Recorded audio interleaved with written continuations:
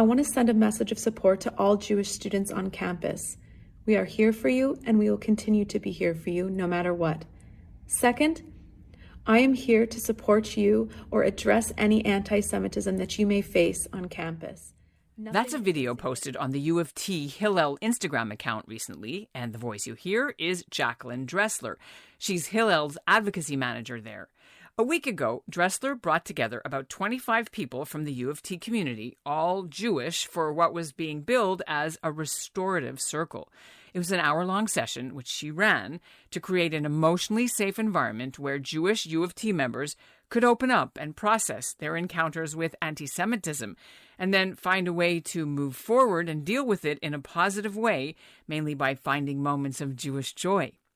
The restorative circle comes in the wake of the recent controversy over a report about how bad anti-Semitism is at the UofT's Temerty Medical School. We reported on this earlier on the CJN Daily. Hillel says this is a positive signal that the university is finally taking anti-Semitism as seriously as it takes discrimination against other marginalized groups on campus. For a long time, and we can see this, when we look to the generations before us, like the heaviness of carrying the burden of anti-Semitism, and to see these younger people say, oh, I want to work on this and find ways to cope and turn it. I hate to say turn it into something positive because that's kitschy, and there's no way you can turn anti-Semitism into something positive, but doing constructive things to heal. That's beautiful and amazing, and it feels new. I'm Ellen Besner, and this is what Jewish Canada sounds like for Monday, January the 30th, 2023. Welcome to the CJN Daily, a podcast of the Canadian Jewish News, sponsored by Metropia.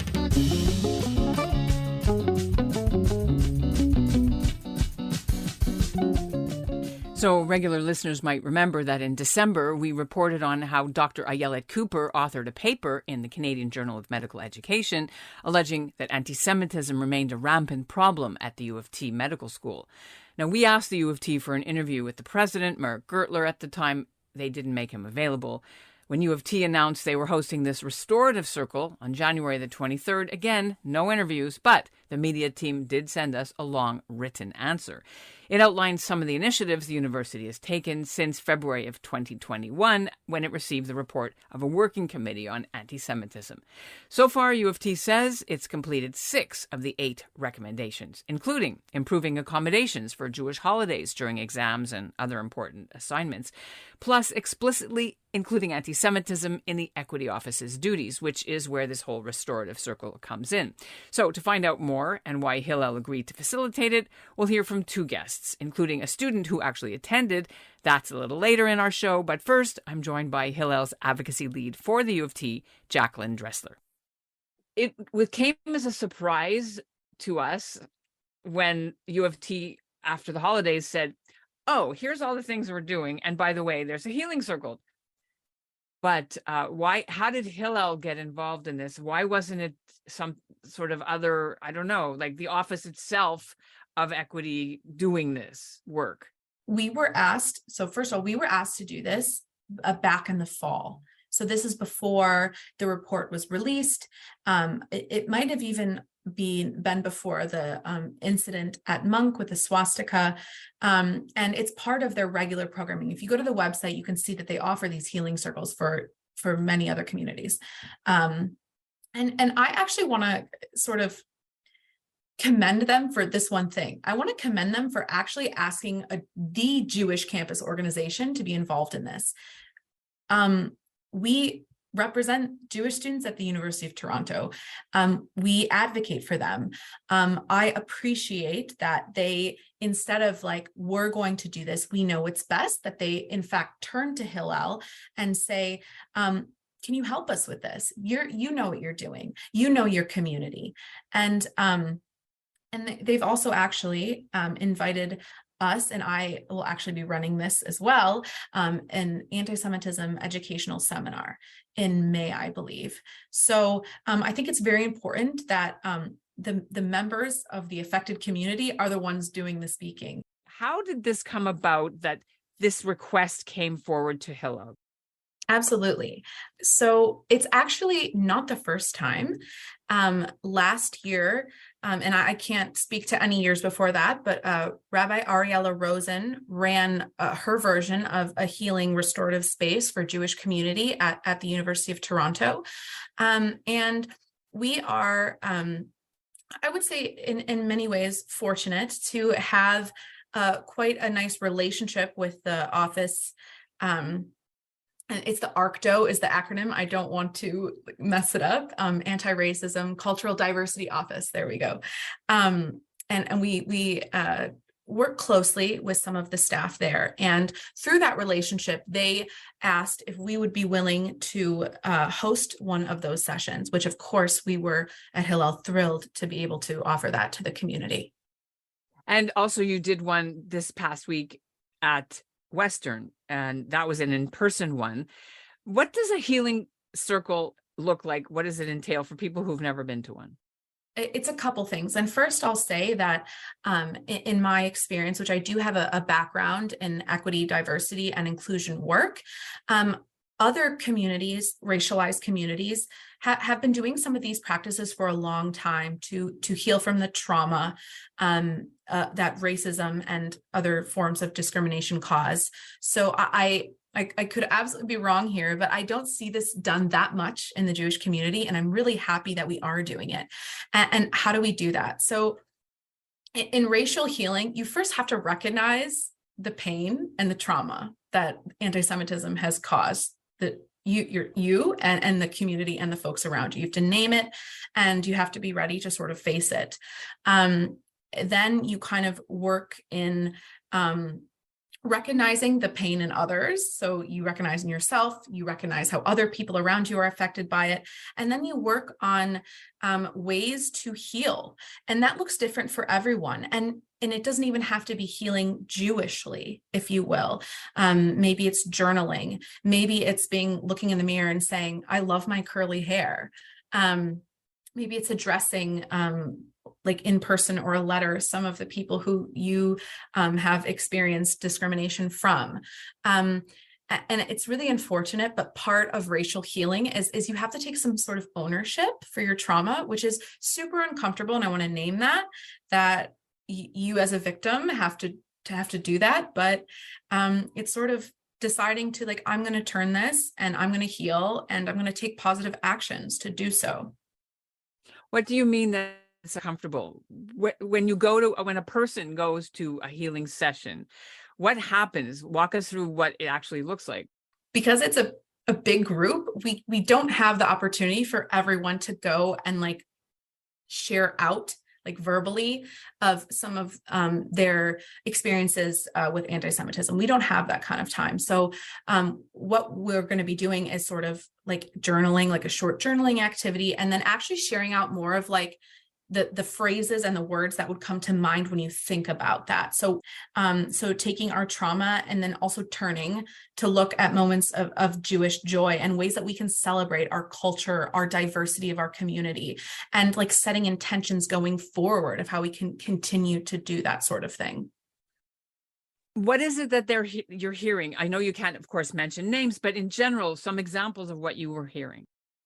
Yeah, so a lot of it is like, I felt alone. That was like something that kept coming up. I was alone. I was isolated. I think several people actually used the word isolated.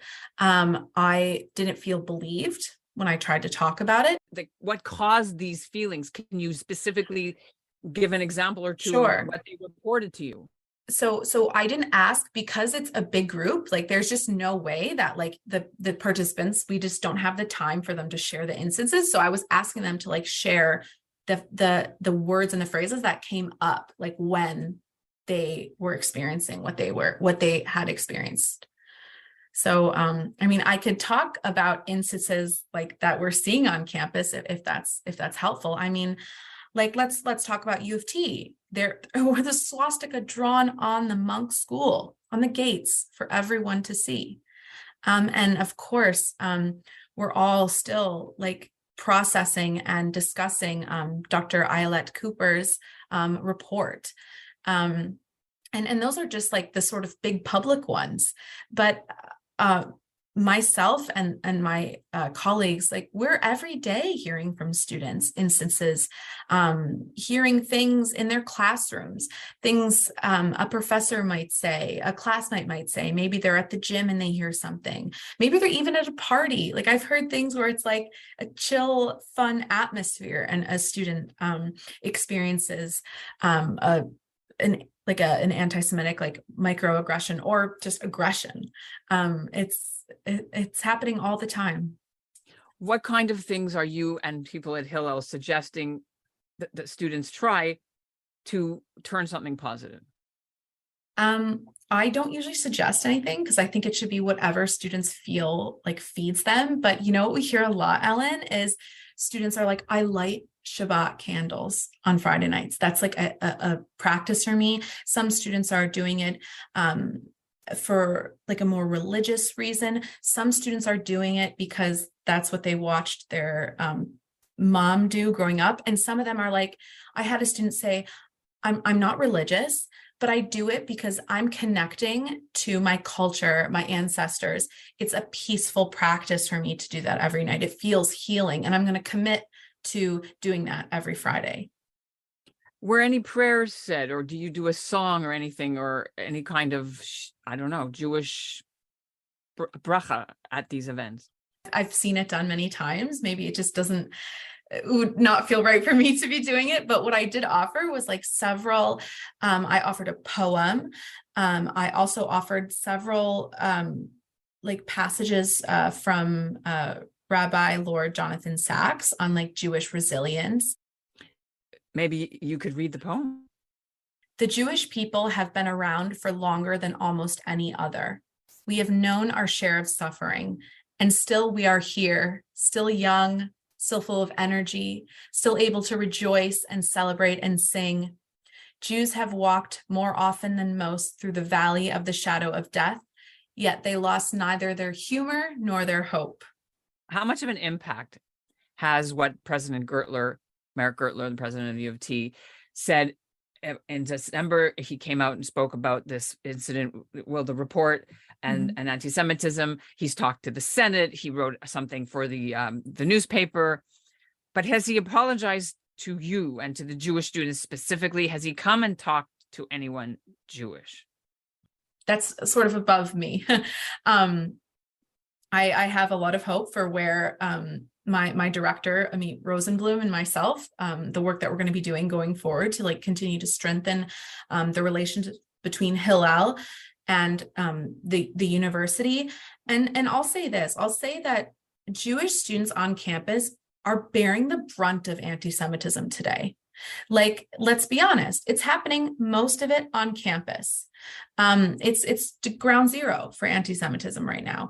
And I think we've got these big incidents. We have the report, we have the swastika, the article, and the statement you're mentioning. We also have, those are like the huge things. But I see in a way anti-Semitism on campus as like 1,000 paper cuts for these students. So how does the healing circle, what do you hope this does? It's giving students, faculty, and staff, we are saying, we hear you. We are there in the trenches, listening to our students, supporting them from start to finish. And this is sort of like that final healing stage. Hopefully, it's the beginning of the final end of it, which is like recognizing their trauma, because it is so much what they've been dealing with here at UofT. Like you rightly said, it's so much, and we're taking that next step with them. Yeah, this is a really good step forward, but just one step. This is not the end. We want more. We're always asking for more. I think like that's what we're doing here. We're unhappy with the status quo. It's not acceptable what students are going through, not acceptable at all. And we're always seeing what we can do, asking the university, not just UofT, but all the universities that we work with at Hillel to do more to support our students. Alex Rose's name is probably familiar to you. He's been a reporter for the CJN, and he's currently a UofT grad student. He founded the campus chapter of Canadian Friends of Peace Now. Alex was one of 25 people who attended Hillel's restorative circle at the UofT. He joins me now. How did it go? What was the program, and how did you guys even hear about it? Well, to be honest, I heard about it from you guys, so I would have gone to this anyways if I had found out about it myself. But what was interesting was, it was virtual, it was online on Zoom, and it was only about an hour, although it actually was even shorter than that, and it wasn't really interpersonal the way I thought it would be, but it was using, I guess, a racial healing framework, which isn't something I was so familiar with. But it apparently, according to Jacqueline from Hillel, who was running it, a lot of communities use this very specific kind of framework. So it's about, acknowledging and naming your experiences with anti-Semitism, in our case specifically, and giving an example, and then sharing a little bit about how that makes you feel, and talking about, and then we moved on to times when we felt resilience and Jewish joy, and then an intention going forward to help us kind of heal from this. But it was more, like I said, personal and private, with only a little bit of sharing, especially being on Zoom. There was some messages in the chat, but no one was actually talking to each other on the mic. So it wasn't really what I expected. Not that I knew so much what to expect, but it was, yeah, I think it was maybe the beginning of a process. But in my few years here, I've seen them do a lot of outreach that have been supported by the school, like the working group for anti-Semitism that they had. And there was this healing circle, even the student union, which gets a bad rap, but they spoke to us for hours last year. They spoke to Hillel, they spoke to myself and other people from Peace Now. They want to get our perspective, and some of the stories about them have been blown out of proportion. Again, there is real grievances that the Jewish people have on campus, and this is my own personal experience coming to the fore here more, but I haven't felt any of it, which is not to say that it doesn't exist, but also a lot of people reading the stories, like the one about the kosher food from a few years ago. If you actually go and look at the details of that, it was so innocuous and was dealt with immediately. And no one from the union ever said they wouldn't support kosher food because Hillel was on board with it, right? Which is the story that gets thrown around. Like, I've had people send me articles from the Times of Israel, or maybe it was Jerusalem Post, that say that's what happened when it's not what happened. I reported on that for the Canadian Jewish News at the time. So, a little bit off track, but it is really meaningful to see the University of Toronto committing to supporting Jewish people. And I just wanted to push back a little bit against the idea that they haven't done any of that before, that it's some awful climate for all Jewish people here. Okay, it's important to hear that, for not only as a student, but also as an outside observer who's reported on it. I want to just dig deep for 1 second. You said that you personally haven't had experiences on campus of anti-Semitism. Do you want to share what you wrote and said? Yeah, so I guess I will. I can really only think of one time that I consider having anti-Semitism directed at me, but I also probably have like a pretty high threshold for that stuff. I mean, it's a whole other conversation. I have a lot of thoughts about it, but and not just with anti-Semitism, but in general, I don't often get my feathers ruffled by things like that. But this was in the spring. It was Lag BaOmer this past year in Christie Pitts, and the Moishe House was having a bonfire. And so there were a bunch of people there. We were all gathered, mostly Jewish, around the bonfire. But it's a public place, right? So some other people stumbled through. And I asked one of them if I could borrow a lighter. And she said something like, "Are you a Zionist, or what do you think about the Palestinians?" or something like that. I don't remember exactly. And I wasn't quite sure how to respond. I still think about this somewhat often, about what, if there was something I could have said in that moment to make her realize. I mean, I actually did ask her at the time. I'm like, "So every Chinese person you meet, you ask them what they think about the Uyghurs?" And then she said, "Well, yeah, I would." So, I mean, yeah, it's problematic for a lot of reasons, not least of which because the implication that she's making is and the assumptions are really oversimplifying the whole conflict. So yeah, I think if I had another chance to talk to her, I would have basically said what I said right now. Like, yeah, it's really cool to see that you're the one who gets to judge and evaluate all the ethnic minorities or something like that. And then did you get the lighter? I think in the end, I don't remember. I was just, well, because you get flooded, right? You get like, "Oh my God." And then only like now can you deal with what you should have said, could have said, would have, like if you had been quicker on the, Yeah. And I got part of it out. I mean, I think really when she said that she would also expect every Chinese person to validate themselves to her. Should have, like, it really tells me all I need to know, but I still get worked up about it sometimes. And that's what Jewish Canada sounds like for this episode of the CJN Daily, sponsored by Metropia. Integrity, community, quality, and customer care. And today's listener shout-out goes to all of you, the listeners, because as of this weekend, we reached a milestone with the podcast, over 500,000 downloads since we launched back in the spring of 2021. I am so humbled, and we're honored that we're part of your daily habit, or even your occasional habit. And so 500,000 thanks to Metropia and to you for your support. Coming up tomorrow, we'll hear why Yidlife Crisis's comedy team has translated one of its classic episodes into Chinese. Thanks for listening.